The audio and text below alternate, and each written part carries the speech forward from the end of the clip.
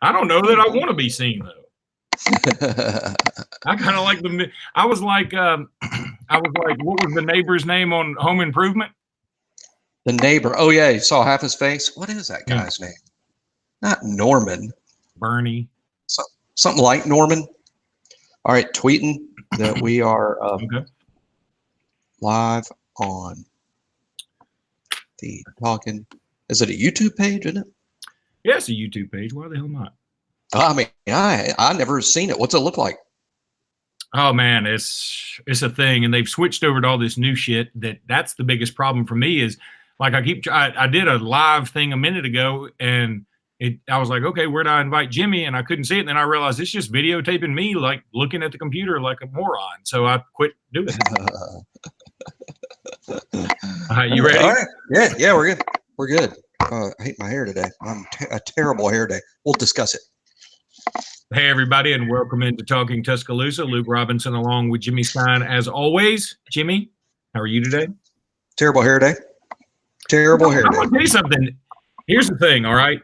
What the you and I are pretty blessed. I mean, you have a full, nice, Taylor Hicks-ish head of hair.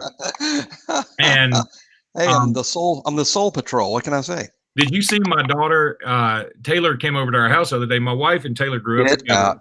Yeah, I know. Yeah, I was about to launch into your friendship with one of America's great crooners. He is one of America's great crooners, and he's a super guy.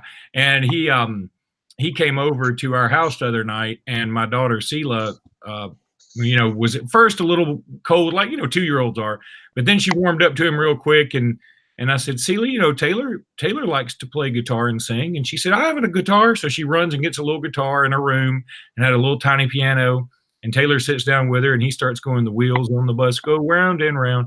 And, all day long. And she goes, no, that's not it. It's all through the town. That's not it. And so she made him do it again. And he said, all through the town. She goes, that's a lot better. That's better. And I was thinking, Taylor, this singing thing might work out for you. Just a little coaching from this 2-year-old, and I think you'll have it. That is hilarious. That's good. Well, speaking of crooning, or maybe I should say wailing, because a lot of Alabama fans were wailing and whining and upset that Brendan Watford very predictably went to LSU. As we told you first here on Talking Tuscaloosa. As we told you first many months ago.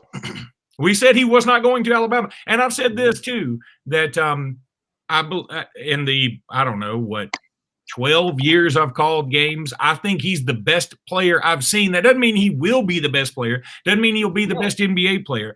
Of the 12 years I've been calling high school basketball for the state of Alabama, I think I would put him at number 1 in terms of talented players. Yes, I would. I'm stunned that you say. I mean, I'm not totally stunned, I guess, but I'm surprised that you would rank him. And I trust your opinion implicitly. I would assume you would go with Ronald Steele. Well, I didn't get to call Ronald Steele. So there has been guys here and there that you've missed. Well, I called the infamous Eric Bledsoe DeMarcus Cousins game where DeMarcus Cousins scored the first bucket of the game and he did not score again. And in fact, he fouled out. And when he fouled out, he just sat on the court. He fouled and he just sat on the court and they gave him a technical and he was like, I'm not moving. And everybody kind of looked around like, okay, he's about 7 feet tall, 285. He's probably not moving. So we need to call a wrecker or something to get him out of here. And a very tough wrecker, a very mean, tough wrecker. And but anyway, he eventually left. But that, and DeMarcus Boogie Cousins has been really good in the pros, obviously. And I don't know that Trendon Watford's game will translate to that in the NBA. And Eric Bledsoe was incredible. Eric Bledsoe, I might put number 2. No, Trevor Lacey was a really good high school basketball player. P.T. Harrell, I'm about to call one of his games. He was good. A couple of those Auburn guys had great careers. Doc Robinson. It was really good in high school. Like 98. Yeah, that might have been before. Yeah, that might have been before you were calling the games. What about Brian Williams was probably before you were calling the games. Wait. So Brian Williams. Hey, man, I saw Brian Williams. I think I just graduated from Alabama when Brian Williams.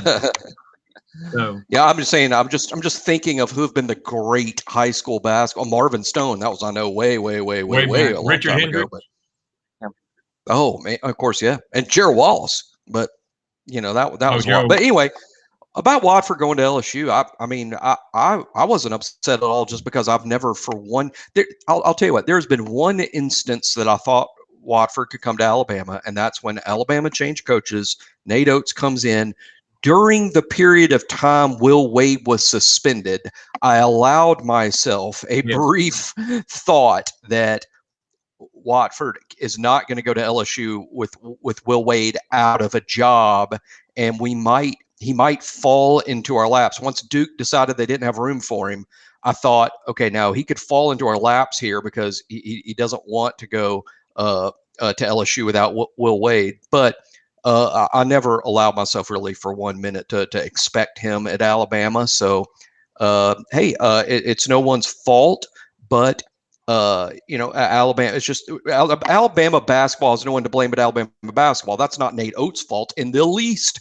But we've not been good for many years, and I don't blame anyone who looks at Alabama basketball and says, you know what, you can't promise me that they're going to be great or that the team's going to be. I mean, there's no promises to make. It's all a leap of faith, and I'll give Will Wade this. I mean. He had LSU playing extremely well. They were a top team all year long. They won the SEC in a year where the league was tough, and all the cheating allegations and all that aside, good coach, really good program. Now you can't put all the cheating stuff aside because who the hell knows if Will Wade's going to be the coach at LSU even this season? And with that, it makes Trendon's decision really odd.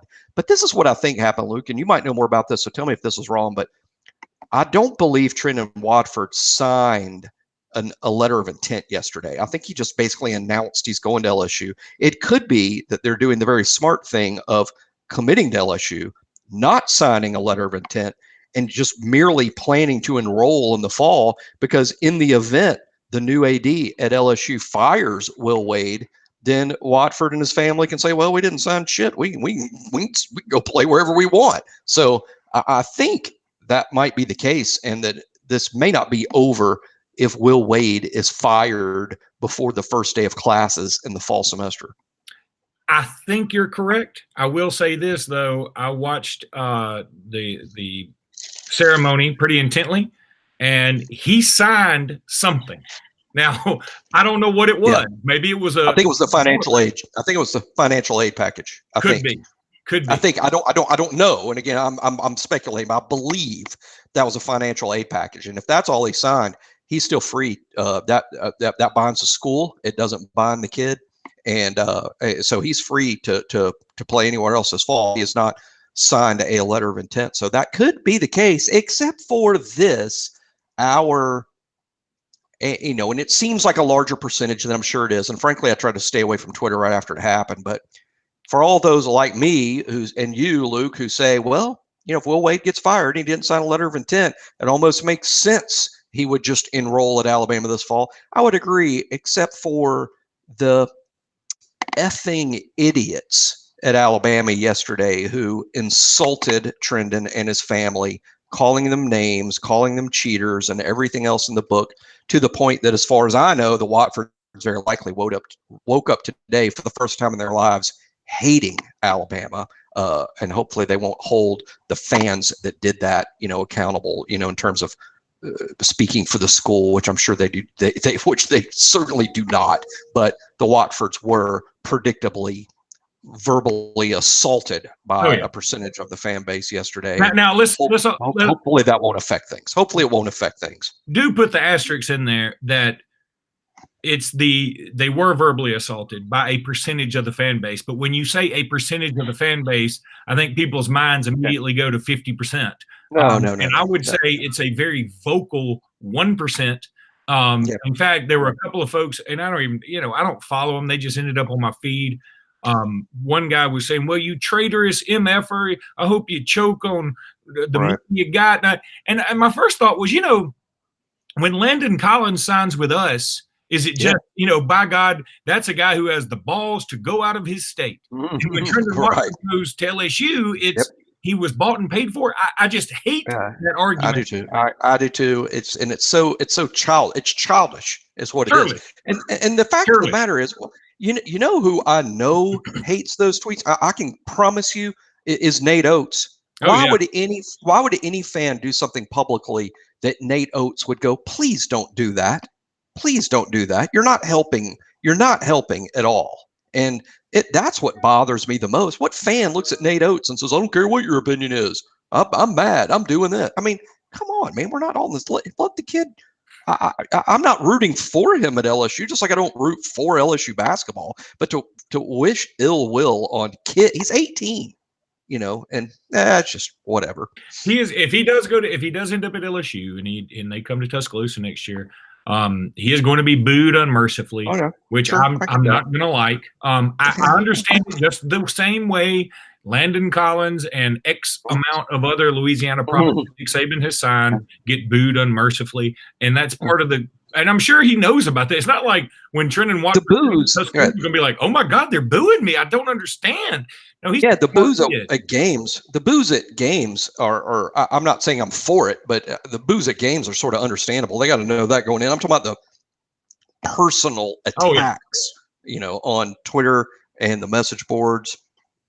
To me, it's just sad and pathetic. Well, and no matter who's doing it. The funny thing is, if anything, I took something away from it. I took this away from it when he was interviewed with Channel 13 afterwards. He said, "Look, I love Alabama. And I've seen his Twitter feed. Every time Alabama wins a football game or a basketball game, he's like, we kick their ass, or we'll get them next time if we lose." And I think he is 100% an Alabama fan. I think that what he did, and in this instance, is smart. If this is what he believes, he went with the guy that he thinks will develop him best for the next level, and that who maybe he had the best relationship with.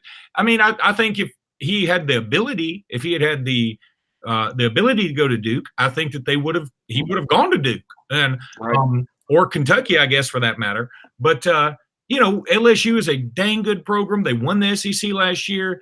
It sounds like they've been doing some pretty shady stuff, but that's college basketball. Here's more shady stuff, and this is kind of, I wouldn't say just occurring to me. I thought of this before, but heck, this basketball stuff better than I do. But think about this.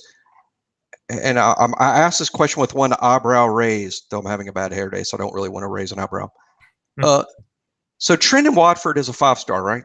He's a 5-star. So that means he's a national top 30 player? Yes. I mean, he's national top 30, right?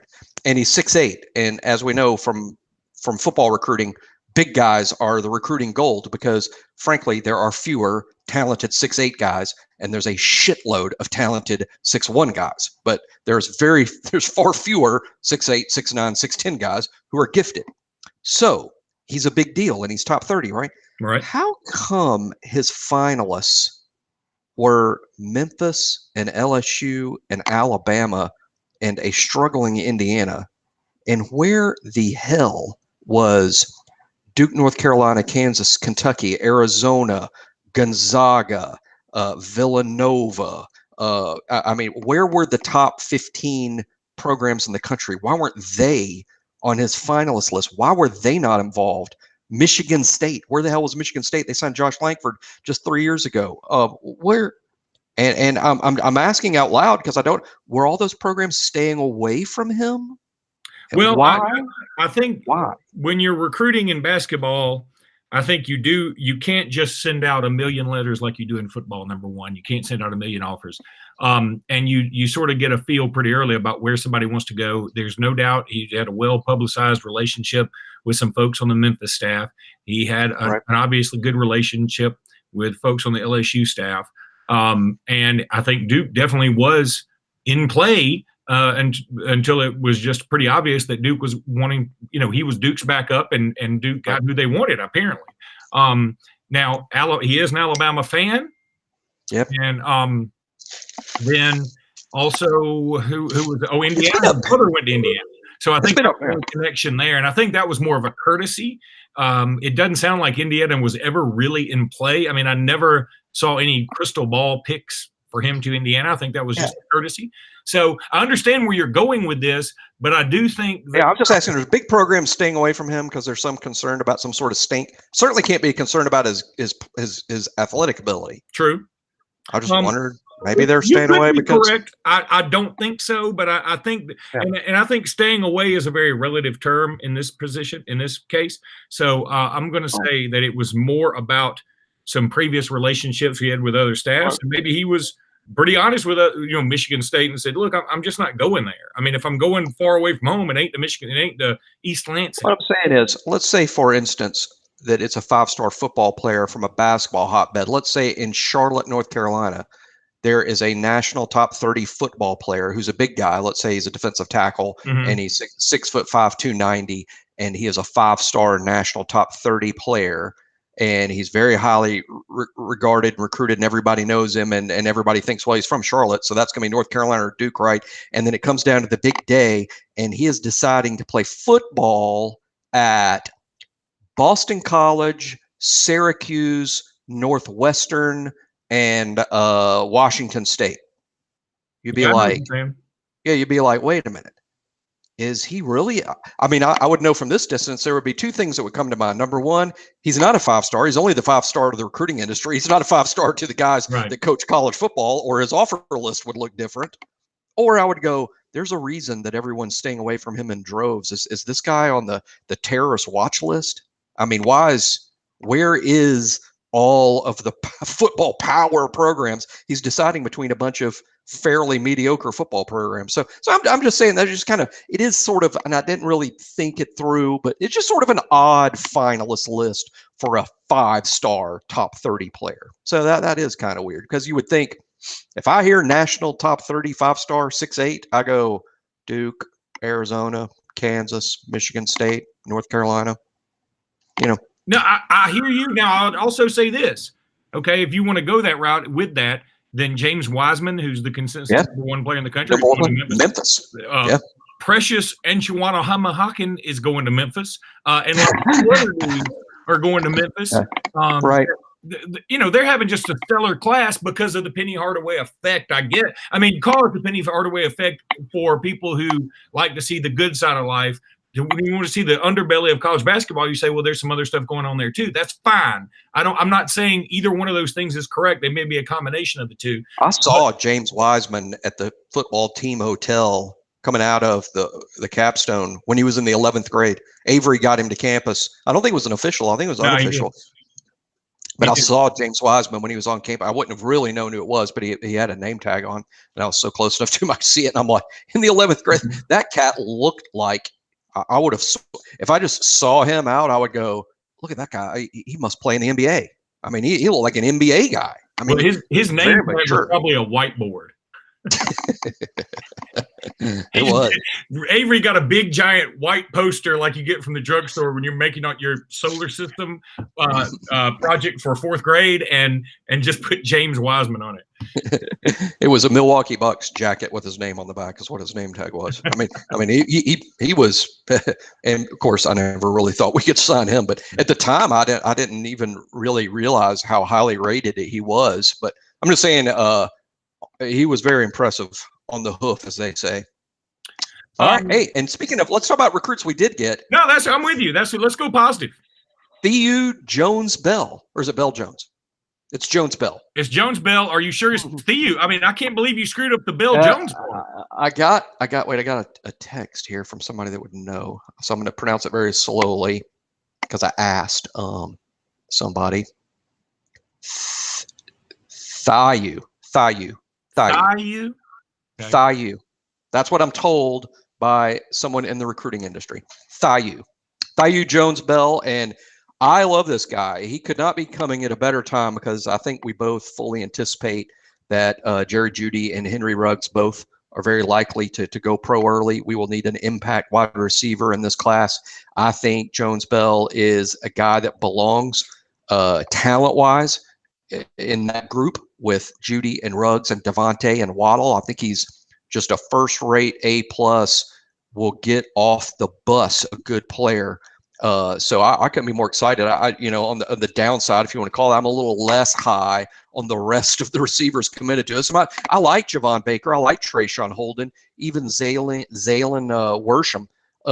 Good players, SEC guys, but I wouldn't say that any of them are impact freshmen, big time elite talents. But Thiago Jones Bell. Yeah, he is. I think he's super elite. He's my favorite player that we have committed. Not the best. The best is, in my opinion, Drew Sanders. But Thiago is my favorite kid, and I love him and Roydell Williams. I'm a big fan of. So hopefully we'll add. We're at 17. We need to add a quarterback. I hope it's Bryce Young. We need to add another running back. I hope that's Kendall Milton. We need to add 2 more offensive linemen at least. I don't even want to speculate on who that might be. I think we're wide open at offensive line. I think that's going to 100% come down to the OLDL camp that we have in June.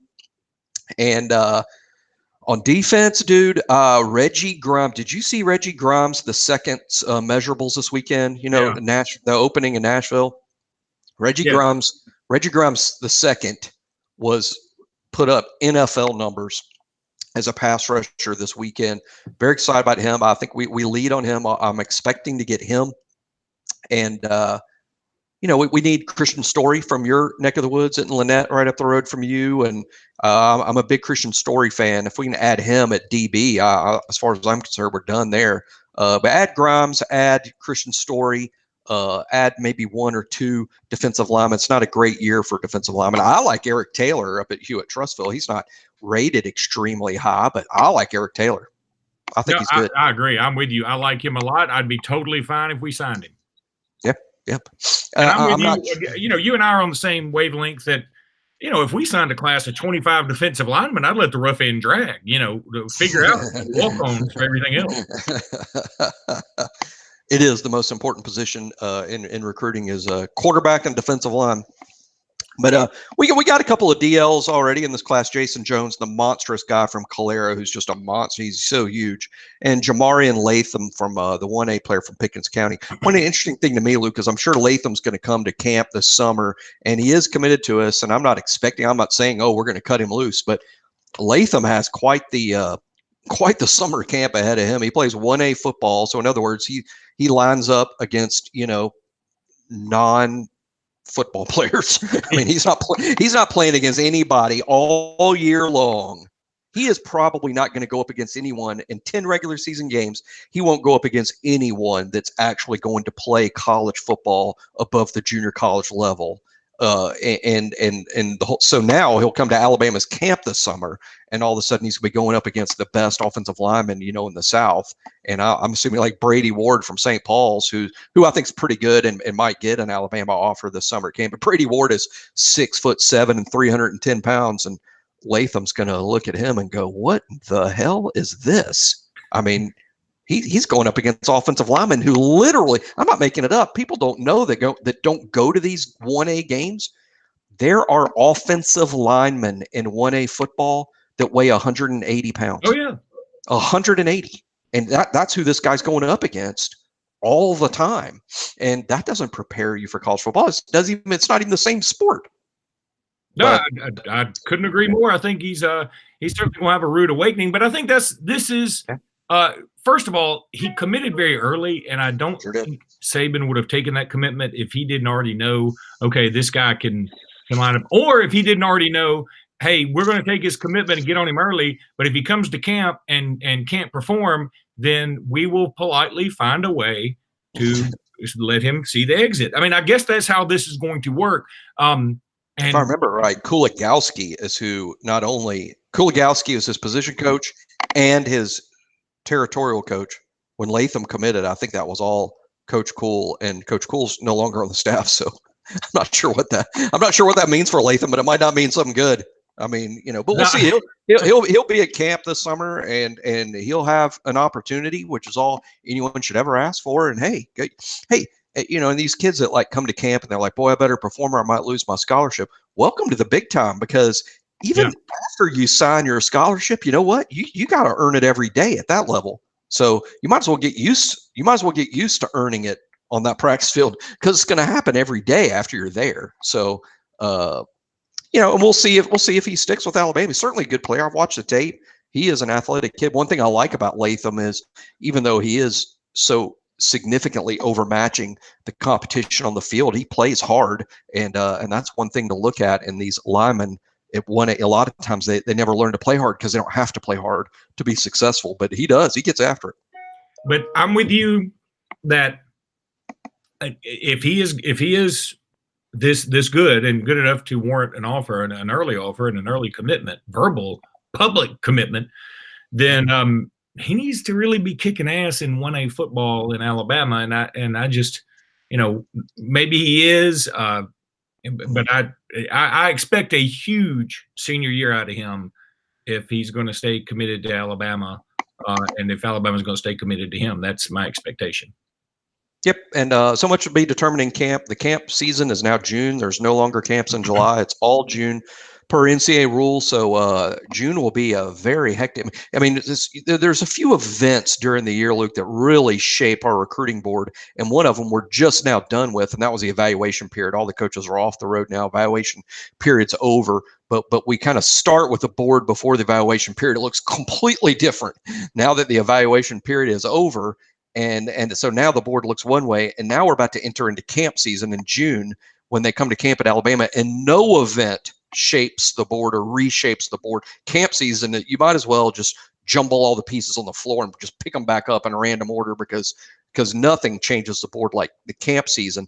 And then, senior season doesn't affect things as much as people might think it is. Partly it's because the hay's already in the barn, but secondly, like most staffs, believe it or not, this might be Greek to somebody, I don't think we work on recruiting a ton during the season. There's just too simply other huge priorities, like getting the team ready to win games. And recruiting, it's not put on the back burner. It's never put on the back burner, but you go from like 4 recruiting meetings a week to 1, because you can't get the full staff doing recruiting meetings every other day once the season starts. So senior season moves the board somewhat, but then right when senior season's over, these all-star games, these national all-star games, which are the greatest evaluation tools. They're the best evaluation tools because you're removing these variables, dude, like we're just talking about with Latham. How do we know if he's good or not? Look who he's playing against. Well, at the U.S. Army All-Star game, you remove that variable. I mean, because now they're playing against nothing but their true peers, and you can really tell, who's got it. I'll bet you, Luke, if you were to go back and watch the practices for U.S. Army and the Under Armour game and pick the top 10 kids that week, you're not talking about a lot of busts. You know what I'm saying? Most of those kids went on to have good college careers. They proved it that week. Now, there will be busts. There always will be. But if you stand out at the U.S. Army practices, you're going to be a good college player. There's no doubt about it. While you're sitting here talking, a couple of things I've been thinking about is, man, if I'm going to have the video on me, I've got to make my bed. I mean, I'm not going to be able to deal with the horseshit comments that people are going to be like, room sucks ass. I mean, sorry, it's just. I'm the most unobservant. You could have been sitting there dressed like Big Bird. I probably wouldn't notice. I'm at my house in Lake City, and I usually stay here a couple nights during the week because I work here, and then the other nights in Birmingham with the wife and daughter. And when I'm here, I'm like, hey, nobody's coming in here but me. I mean, what I care? I mean, you're lucky I got pants on. I mean, how do we know? We don't know that you do. I mean, frankly, don't show us. Don't show us. Let us assume. I should have just said you're just lucky. I don't left the pants on part off because I could be lying. Some things are just better left assumed. Are you a Game of Thrones fan? You know what I'm about to say. No. I've never seen it.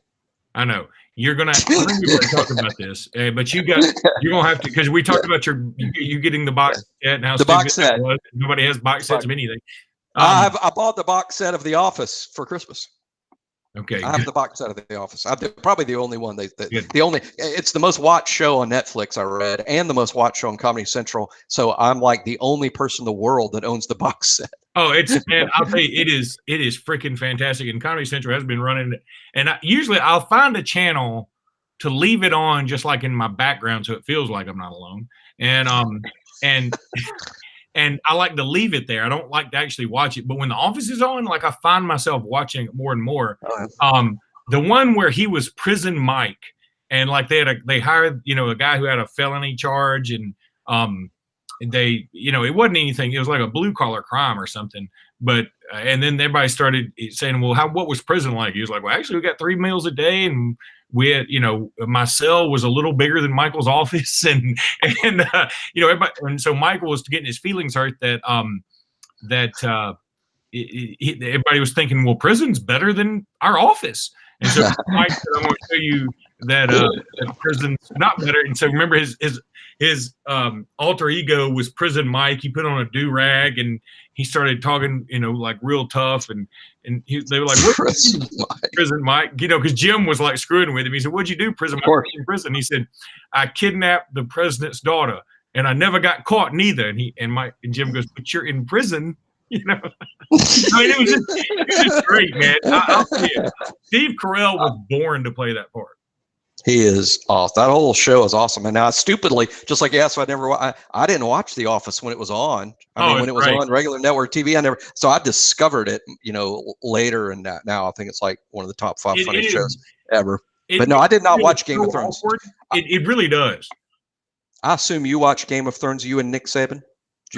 Yeah, I did. In the finale, you want to talk about a group of people that just said, fuck it, we're mailing it in. They're watching anyway. And that's what they did. The last episode was so bad. The last episode of Seinfeld called and said, that was shitty, y'all. Y'all didn't.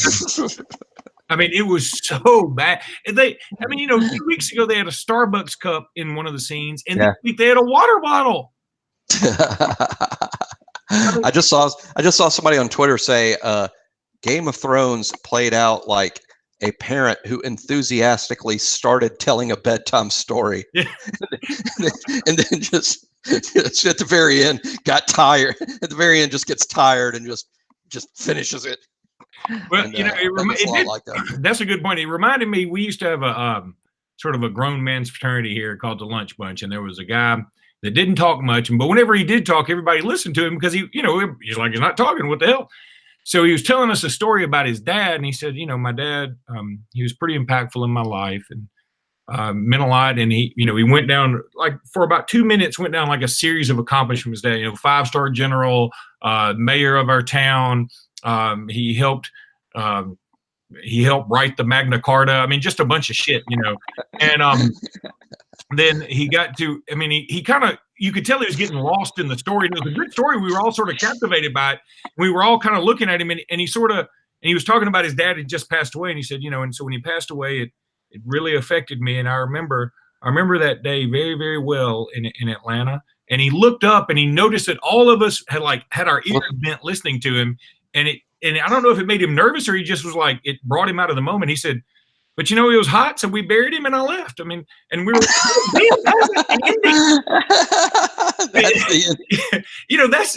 he become the Night King? I mean, it had to happen.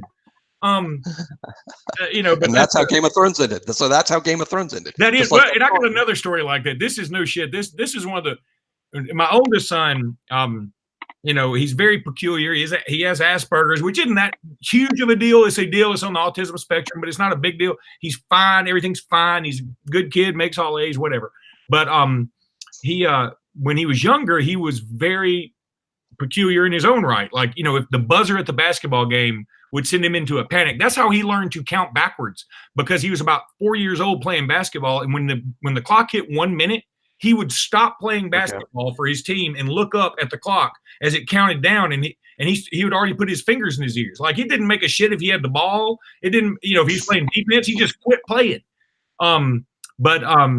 So one time we were with another friend of mine who had 3 young boys. And so my son was there and we were all talking and the other boys were like telling stories. It was near Halloween. And so we were all telling ghost stories, trying to, scare everybody. And my son said, I have one. And we said, oh, wow. Okay. All right. Let's hear it. He said, so one night, the 6 of us go into this or 5 of us, I guess, however many were there. 5 of us go into this very scary house. There was, there's old dead ivy growing on the house, and there was creaking, and two people had been killed in the house, and it was very scary. And we walk in, and it's sort of the same situation. He looks up and notices like we're in. Oh my God, this is a pretty damn scary story. And he said, so we walked straight up to the door, and we opened the door, and nobody was there, so it wasn't a big deal. And we were like, holy, come on. And, so this is what Game of Thrones is? I don't feel like that was how Game of Thrones was. It drew me in. It drew me in for the bosoms. I'm going to tell you, in the sex. I mean, I like dragons. I like boobs. I mean, so I naturally gravitated right to this story. But did dragons have sex with did the dragons have sex? Oh yeah, there's some hot dragon 3-way action on this mother. Okay, well, I am watching it then. I was just saying I'm not watching it based on this review. I'm not sure I feel like I've missed anything. But if you will go back and watch seasons 2 through 7, you'll be completely satisfied. But when you see how the Night King dies, which is very abrupt and sort of, hey, you can't kill him like that. He's too good. Like, he would see that coming. So is the whole show a bunch of girls sitting around asking Emilia Clarke, so was he, UAB Blazer Dragon, or was it like Puff the Magic Dragon? You know what I'm saying? Yeah, Emilia, is it like that? Yeah. So I mean, they it was some cool stories all the way around, and the imagination, and it was so vivid, and just all, they brought it all to life. But then this last season, man, and I was one of the last hangers on. I was like, let's just give it till the finale. And then the finale comes around.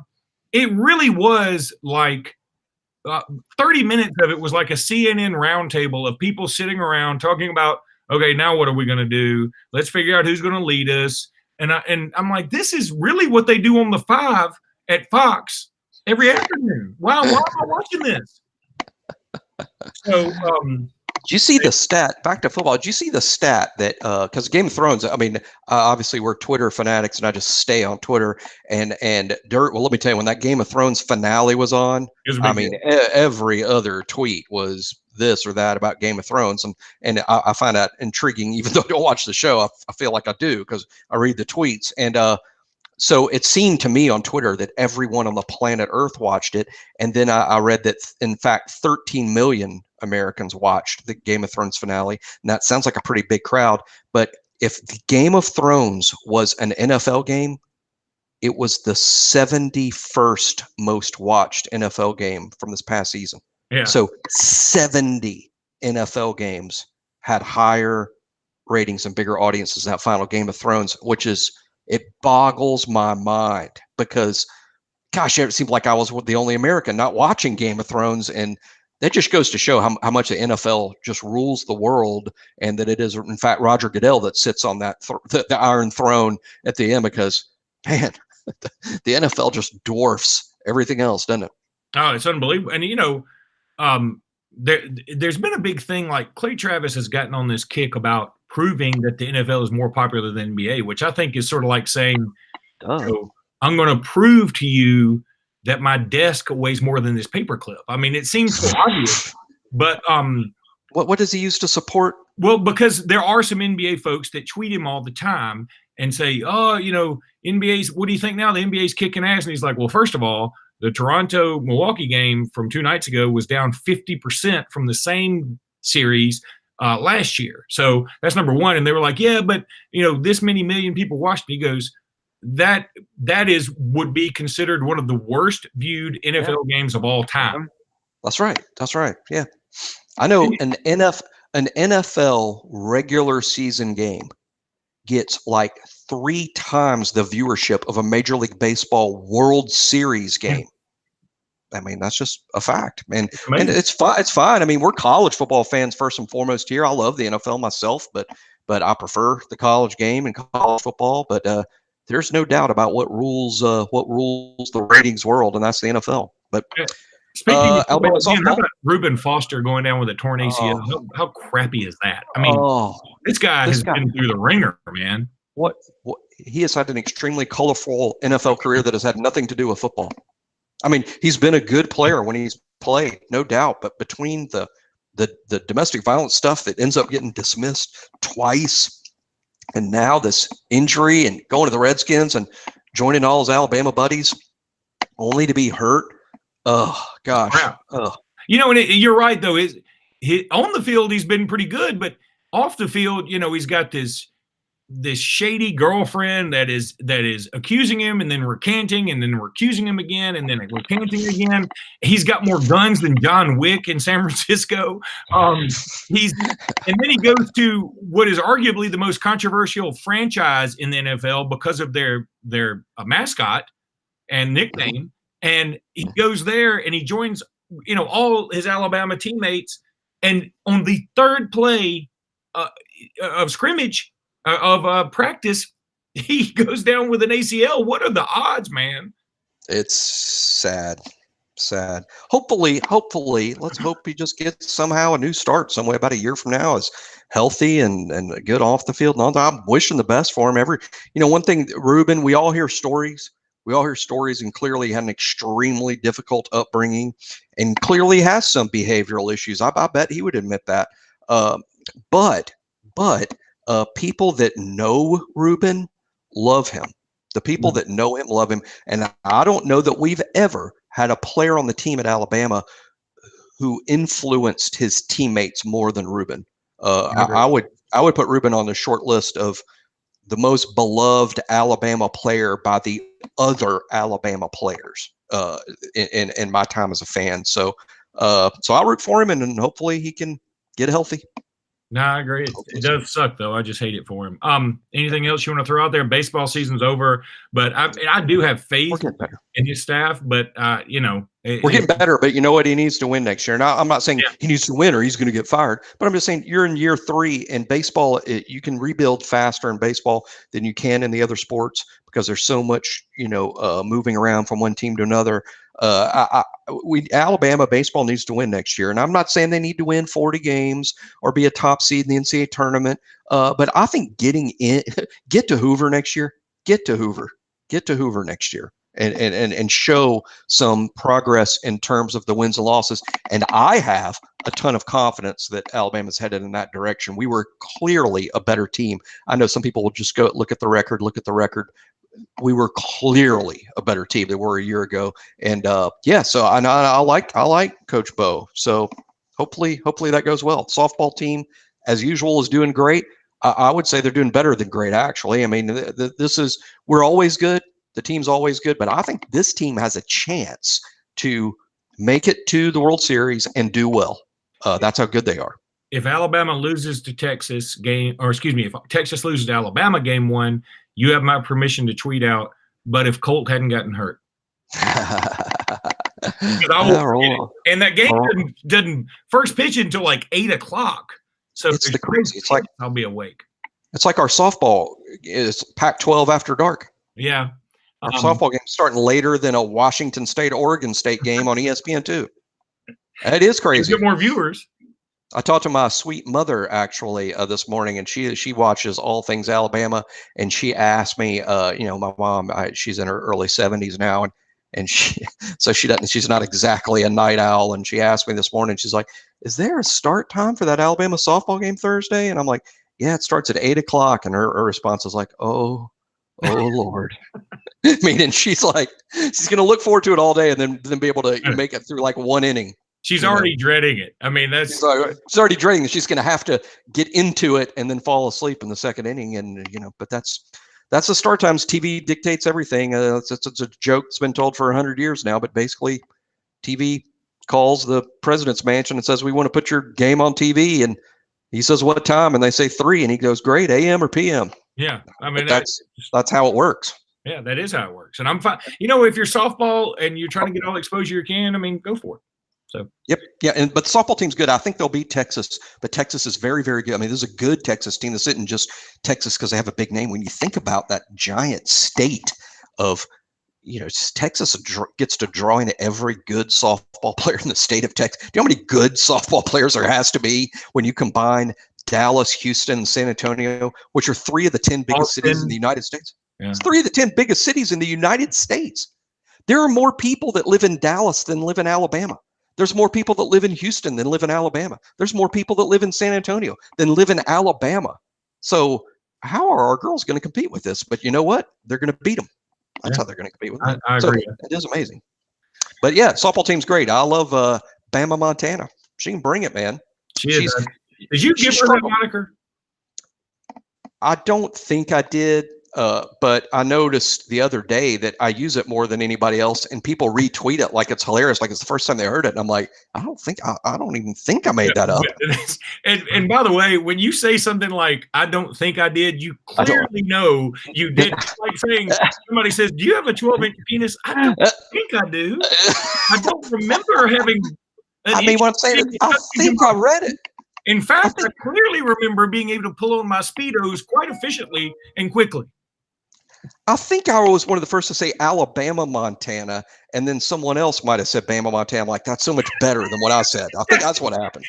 That's so much better than what I said. I said Alabama, Montana. You came up with Yellowhammer, Montana, and that just didn't. I came up with half of the decent joke, and then someone else says Bama, Montana. I'm like, now that's funny. That's better.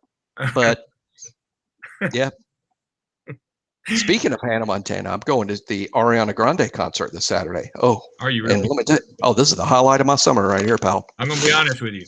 If Pete Davidson had a shot with her, you do too. I'll carefully pick out I will try in Pete Davidson style. I'm going to go to the concert and try to be unfunny. Maybe that'll. I'm going to say, like, his whole character on SNL is him being him, talking about him. And it's just not funny. I don't think he's that great. I've seen him funny, but he's not consistently funny. He was good the first time or two I saw him. He's on the Comedy Central roast, and he was very good on that. He was very funny. But I'm not knocked out by Pete Davidson, other than how he scores Ari and then Kate Beckinsale. What the hell, man? I mean, you were talking about a hell of a rebound. None of my rebounds ever look like that. You know what I think it is? It's that Seinfeld episode. Once you have the one super hot girlfriend, it's like a badge, and now you can have all the super hot girlfriends. It's the badge. It's kind of like, well, you know, he dates super hot chicks, so all the super hot chicks. Or the whole thing where they had where if you've been engaged and broke it off, you're not afraid of commitment. You know, it's helpful. It actually work in your favor. It's smart. It's a good play. The problem is getting that first one. It's sort of like, you know, when you're in a cold streak, you got to hit that first one to break out of it. But it's tough to break out of that cold one sometimes. He did say something very funny when he was with Ariana. He was on like the Jimmy Fallon show or something. Him and Ari had just become like public. And Fallon or somebody in a real moment that's not made for TV, you could tell there's like a real moment. Fallon like looks at him and says, "Ariana Grande is your girlfriend?" Yeah. And Pete Davidson said, "Yeah, I mean, sometimes it feels like I just won a contest." Yeah. I'm like, oh, boy, that was half funny and half like totally honest. Yeah, there's no question. He's like, or she, you know, is some kind of community service she had to do. I mean, it was something. Like, I'm dating Pete Is Davidson. Oh my gosh, you get in trouble? Donut? Yes, that's the donut punishment. All right, anything else you got for us today? Just looking forward to commitment. Let's hope Reggie Grimes the second, Christian Story, Kendall Milton, and Bryce Young are all next. Let's do that. Do you predict any of them quickly? I think Reggie Grimes could pop this summer. That'd be. I think Reggie Grimes and Christian Story would be summer commitments, and I joke about those four because they're basically all 5 stars. I joke, but I expect today on any projection I would make about who Alabama's going to sign, I would include all 4 of those guys. I agree with you. All right, buddy. Roll Tide. Roll Tide. All right. We'll see you next week, we think. We hope. Bye. Bye. See you, buddy.